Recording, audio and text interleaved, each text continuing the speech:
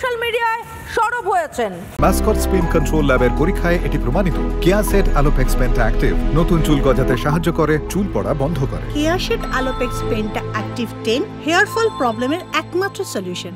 তিনি লিখেছেন, নির্যাতিতার কাকা বলে চাপ দেয় এক ব্যক্তি, প্রাক্তন কাউন্সিলর সঞ্জীব মুখার্জি। অপূর্ব বিশ্বাস তিনি জিজ্ঞাসাবাদ শেষে বিস্ফোরক দাবি করেন, বলেন ময়নাতদন্ত দ্রুত করার জন্য চাপ দেওয়া হয়েছিল, এক ব্যক্তি চাপ দিয়েছিল এবং কি বলেছিল, ময়নাতদন্ত না হলে রক্তগঙ্গা বইয়ে দেওয়া হবে। নির্যাতিতার কাকা বলে পরিচয় দিয়ে চাপ দেয় ওই ব্যক্তি। কে ওই ব্যক্তি? প্রাক্তন কাউন্সিলর সঞ্জীব মুখার্জি। শ্মশানের নথিতে যার স্বাক্ষর রয়েছে।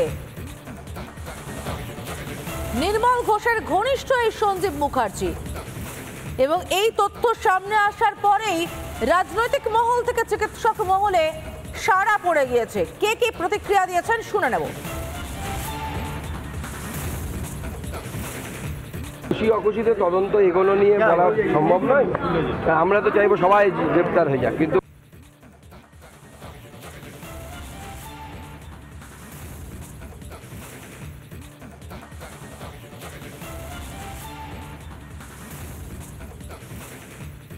অখুশিতে তদন্ত এগুলো নিয়ে বলা সম্ভব নয়।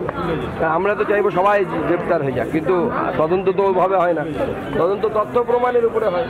তথ্য প্রমাণ না থাকলে সিবিআই হোক বা FBI হোক, কেউ কাউকে অ্যারেস্ট করতে পারবে না। তথ্য প্রমাণই তো এরা রাখেনি, সব তো মিটিয়ে দিয়েছে। সেই জন্য তো আমরা খুব চিন্তিত, আদৌ আসল অপরাধীরা ধরা পড়বে কিনা। তথ্য প্রমাণ না থাকলে তো সিবিআই কি করবে, কিচ্ছু করার নেই। যে এলাকায় ক্রাইম হয়েছে সেখানে যদি 1000 জন যদি পা মারিয়ে দেয়, ফুটপ্রিন্ট পাওয়া যায়, জুতোর ছাপ যদি 1000 জনের পাওয়া যায়, সেখানে তথ্য প্রমাণ কিছু থাকে? 4 ডিগ্রি সেন্টিগ্রেডে সিমেন্ট পেসিমেন্ট রক্ষা করার কথা ছিল, রাখেনি, কোনো কিছু তো করেনি।